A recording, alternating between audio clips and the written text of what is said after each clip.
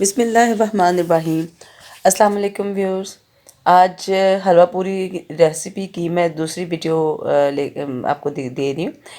इस वीडियो के अंदर हम पूरियाँ जो हैं वो बनाएंगे।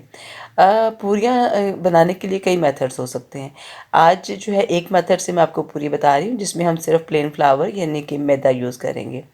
तो बड़ी सिंपल सी इसकी रेसिपी है, बहुत ही सिंपल सी, और आपको आप बड़ी आसानी से इसको घर में बना सकते हैं। तो जैसे आपको आपको पता है कि मैं कोई केमिकल्स हैवीली यूज़ नहीं करती। तो मैं जो है इसको योगर्ट से बना रही हूँ, दही से। तो मैंने आधा कप जो है नॉर्मल पानी ले लिया एक बाउल के अंदर, और उसके अंदर मैंने तकरीबन 1 चाय का चम्मच जो है वो मैंने नमक ले लिया है। और ये मैं आधा किलो मैदा जो है उसको इस्तेमाल कर रही हूँ, यानी प्लेन फ्लावर जो है वो हाफ़ केजी है। वो उसके लिए मैंने 1 टीस्पून जो है वो सॉल्ट ले लिया, प्लेन सॉल्ट। और 3 खाने के चम्मच के करीब मैंने योगर्ट यानी दही ले लिया, सादा दही जो है वो ले लिया है। तो अब जो है आधा कप पानी, 1 चाय का चम्मच नमक, 2 से 3 खाने के चम्मच जो है वो दही। अब इन तीनों इंग्रेडिएंट्स को मैं अच्छी तरह मिक्स कर लूँगी ताकि जो ये जो दही और नमक और पानी जो है ये अच्छी तरह से मिक्सअप हो जाए। ये बड़ी ही सादा सी पूरी की रेसिपी इसलिए है कि इसमें एक तो हम लोग कोई बेकिंग पाउडर सोडा वगैरह यूज़ नहीं कर रहे, और प्लेन फ्लावर से कुछ लोग जो होते हैं वो जो है वो सादा मैदा जो है ये वाइट पूरी खाना पसंद करते हैं बिल्कुल। तो उनके लिए ये रेसिपी है।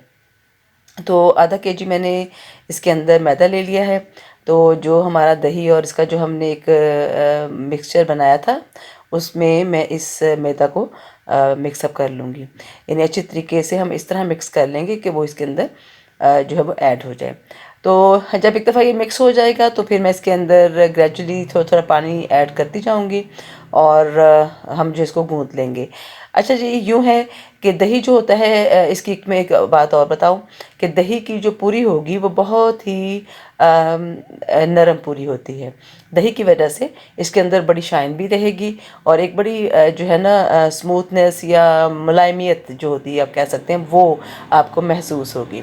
तो ये जो है थोड़ा थोड़ा आटा के साथ में मैं पानी भी मिक्स कर रही हूँ, और इसको मैं आहिस्ता आहिस्ता गूंद रही हूँ। अच्छी तरह से हमने इसको गूंद लेना है क्योंकि हमने इसको कोई जो है वो क्योंकि केमिकल नहीं डाला तो हमने इसको कोई रखना नहीं है, हम इसको डायरेक्ट पेड़ों पे ले जाएंगे। तो हल्का हल्का पानी डालेंगे और अच्छी तरह से उसको नीट कर लेंगे। जब ये गूंज जाएगा तो फिर जो है हम इसको, अच्छा, और इसमें कोई इंग्रेडिएंट भी इस्तेमाल नहीं होगा। इसके अलावा भी पूरी की रेसिपीज़ हैं उन लोगों के लिए जो मैदा कम खाना पसंद करते हैं और इसमें दूसरे आटा भी यानी जो होल मील जिसे कहते हैं आप, वो भी इस्तेमाल करना चाहते हैं तो उसकी रेसिपी अलग से होगी, वो मैं आपको अलग से दे दूँगी। ठीक होगा जी। तो आटा गूंद रही हूँ जी मैं अभी तक।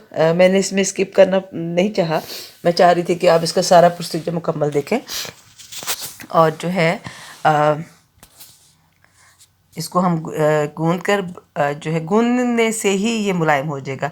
शुरू में व्यूअर्स ये आपको थोड़ा सा पतला महसूस होगा जब मैदा जो होता है, लेकिन जब हम मैदे को नीट करते रहते हैं यानी गूंदते रहते हैं तो ये फिर्म हो जाता है, थोड़ा सख्त यानी कि अपनी अच्छी फॉर्म में आ जाता है।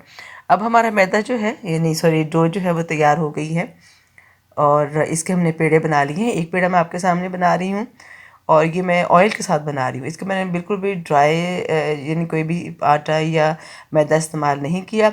ऑयल के साथ हम इसके पेड़े बना लेंगे। पेड़े बनाने के बाद थोड़ा सा ऑयल सारा जो पेड़े हैं उसके ऊपर हम स्प्रेड कर लेंगे। अच्छा, पेड़े का साइज़ जो है वो आपकी पूरी पे डिपेंड करता है। कुछ लोग छोटी छोटी पूरियाँ खाना पसंद करते हैं, कुछ अच्छे साइज़ की पूरियाँ खाना पसंद करते हैं।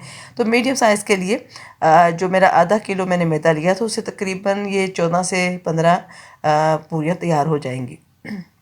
और ये देखिए ये मैंने कोई इसको अभी रखा नहीं है, ये हमने अभी जो है गूंदा है और अभी पेड़े बना लिए। तो कितनी ये स्मूथ सी डो तैयार हुई थी। तो इसको मैंने जो है 10 से 15 मिनट रेस्ट दिया। रेस्ट देने के बाद जो अब मैं इस पेड़े को जो तो माहिर लोग होते हैं जी वो तो इसको डायरेक्टली जो है वो थोड़ा सा इसको पुश करेंगे, दबाएंगे, और फैलाने के बाद वो इसकी डायरेक्ट पूरी बना लेंगे। लेकिन जो लोग नए हैं उनके लिए मैं ये तरीका बता रही हूँ कि हमने जो बेलन है यानी जो रोलिंग पिन है उसको ऑयली कर लेना है, और उसके बाद जो आपकी इसको बिछा के एक पेड़े को तो तो आप उसकी छोटी सी पतली सी रोटी बना लेंगे। इक्वल रोटी होगी। तेल को मैं पहले गर्म होने के लिए रख चुकी हूँ। तेल पूरी के लिए बहुत गर्म होना चाहिए और इसको हम मीडियम टू हाई फ्लेम के ऊपर तैयार करेंगे। ये देखिए मैंने डाला है तो इतना तेल मेरा गर्म था तो पूरी इसके अंदर डलते ही देखिए बिल्कुल कुक हो गई है।